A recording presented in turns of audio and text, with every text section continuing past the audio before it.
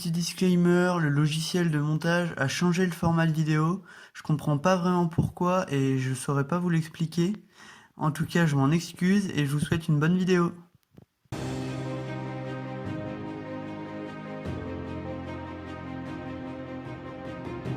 Salut à tous, on se retrouve pour une vidéo un peu spéciale, la première de son genre, même s'il y en a une autre qui devrait arriver d'ici 1 ou 2 mois.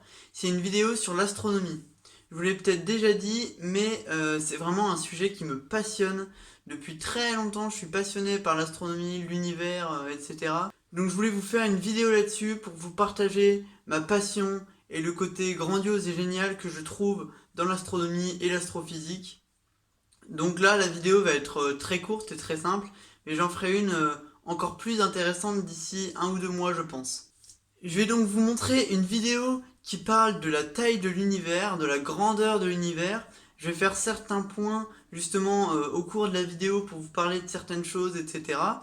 Et en tout cas, moi je trouve ça très intéressant et ça permet de relativité sur beaucoup de choses. Et je pense que je vous ferai un point à la fin de la vidéo sur tout ce que ça implique, on va dire. Bon, donc voilà, installez-vous, observez et admirez le spectacle.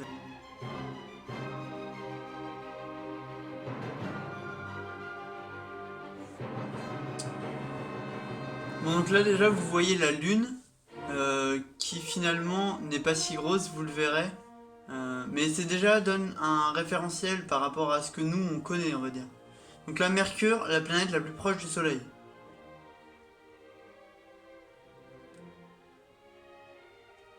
Mars, la planète du coup que l'homme veut coloniser.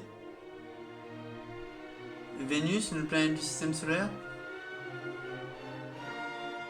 Donc là, rien qu'ici, vous voyez déjà la différence, par exemple, qu'on n'imagine pas tellement finalement, entre Mars et la Terre.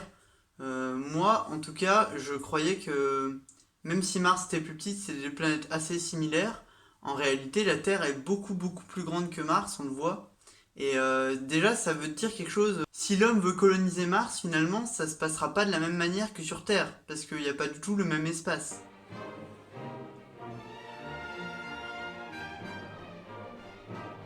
Déjà là, on entre dans un truc un peu plus énorme, quoi. À partir du moment où on voit Kepler 10, là, on se dit, mais... Donc Neptune, une autre planète du système solaire, donc ça fait réfléchir aussi. Uranus. Saturne. Je trouve que c'est à partir de Saturne, justement, où on commence à prendre conscience de la petitesse de la Terre, on va dire. On se rend compte que finalement, on voit les planètes du système solaire comme, bon, c'est toutes des planètes et ça va. En fait, il y a vraiment une différence énorme.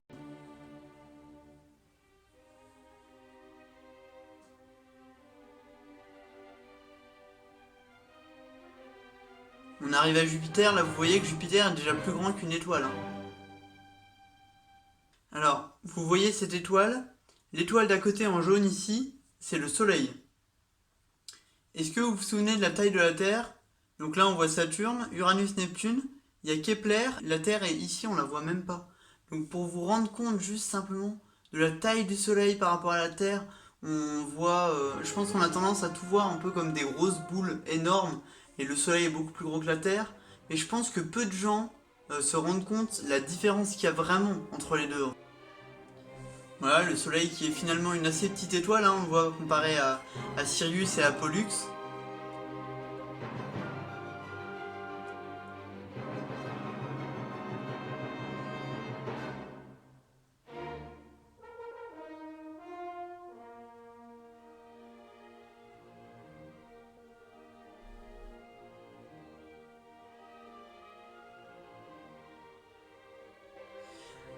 Donc là on arrive à des étoiles qui sont appelées géantes rouges.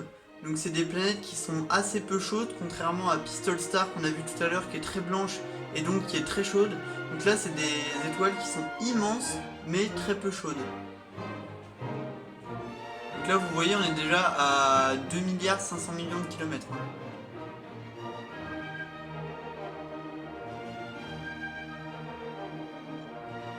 Et ça, là, on est à un jour-lumière. On parle jamais en jour-lumière. On a l'habitude de parler en année-lumière. Donc vous voyez, une année-lumière, c'est du coup 365 fois plus que ça. Donc vous voyez déjà la taille de seulement un jour-lumière. Donc quand on parle d'année-lumière pour certaines choses, Vous voyez la taille que ça peut représenter, hein. On se rappelle de la Terre tout à l'heure. Il y a depuis eu le Soleil, Arcturus, etc. Donc ça fait quand même réfléchir un peu. 10 jours-lumière.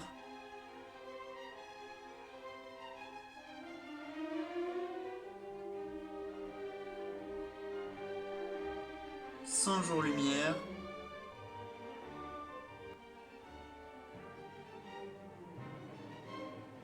Et une année-lumière.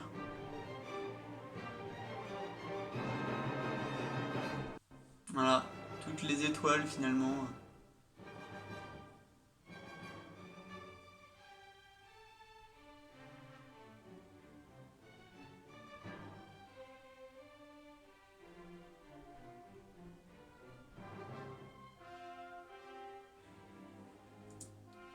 Donc là justement ce qui est dit c'est qu'il y a des centaines de milliards d'étoiles dans nos galaxies et chacune est entourée par au moins une planète.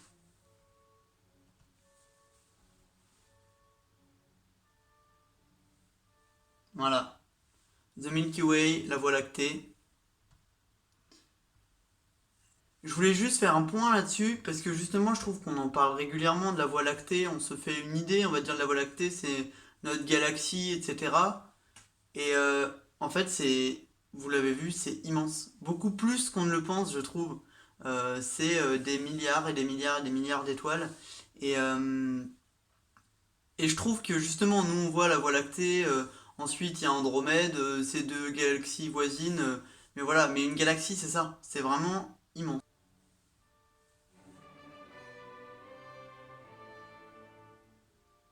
Voilà, donc déjà la Voie lactée et Andromède, c'est ça.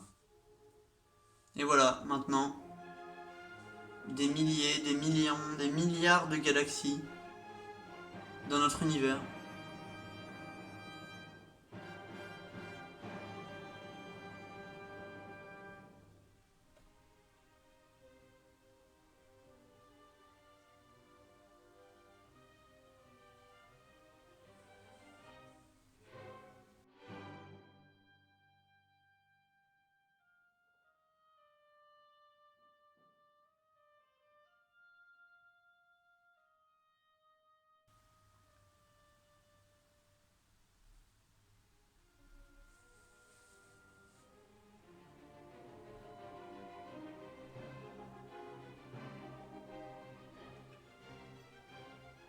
Voilà, et c'est encore plus grand, plus grand, plus grand.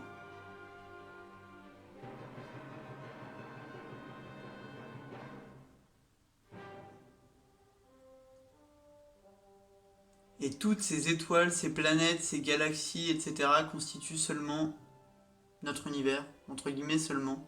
Un truc immense. Et voilà, à côté de ça, il y a des milliers d'autres univers, des milliards d'autres univers.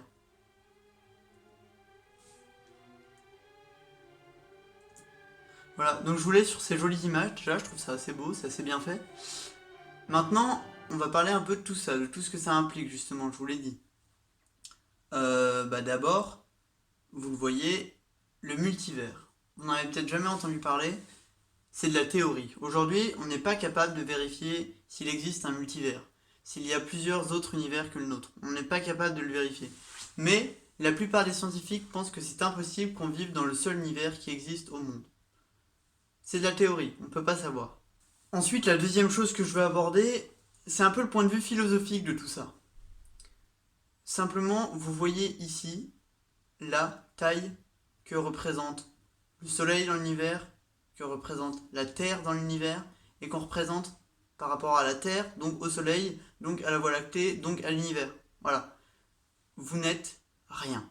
Comme je ne suis rien. On est, et je vous le montrerai encore mieux dans la prochaine vidéo, on n'existe pas dans l'univers. On n'a aucune influence et c'est comme si on n'existait pas justement dans le sens où on n'a aucun poids, aucun impact. Et ça c'est quand même important justement de réfléchir là-dessus. Beaucoup de gens finalement s'accordent quand même une importance qu'ils n'ont pas en réalité. Parce que voilà, la vérité elle est là. La vérité c'est que l'univers c'est ça. Nous, voilà ce qu'on est dans l'univers. Ensuite, la deuxième chose que je veux aborder, c'est le point de vue religieux. La religion, c'est quoi? C'est Dieu a créé la terre, l'homme, les espèces animales, les végétaux, etc. J'ai vécu dans une famille catholique, donc j'ai fait du caté, etc. Et je regrette pas du tout, puisque ça m'a donné beaucoup de culture. Mais par contre, je ne crois plus du tout en Dieu, ça m'a passé, et c'est plus une croyance que j'ai en tout cas, même si je respecte, chacun a le droit de croire ce qu'il veut. En revanche, là on voit que le truc religieux de Dieu a créé la terre, etc., ça colle pas vraiment, parce qu'en fait finalement on se rend compte que la terre n'est rien. Et ce côté religieux, je veux le compléter avec une théorie qui pour beaucoup d'entre vous n'a rien à voir, mais qui pourtant est très liée, c'est la théorie de la Terre plate. La théorie de la Terre plate, la plupart des platistes en fait, s'ils pensent que la Terre est plate, c'est parce que justement ça voudrait dire que la Terre est particulière et est quelque chose d'unique, qui justement a été créé par Dieu, et il a créé l'homme, les végétaux, les animaux, etc. La vérité, elle n'est pas là. On vit dans un univers immense. Donc la Terre n'est pas quelque chose d'unique, ça c'est faux.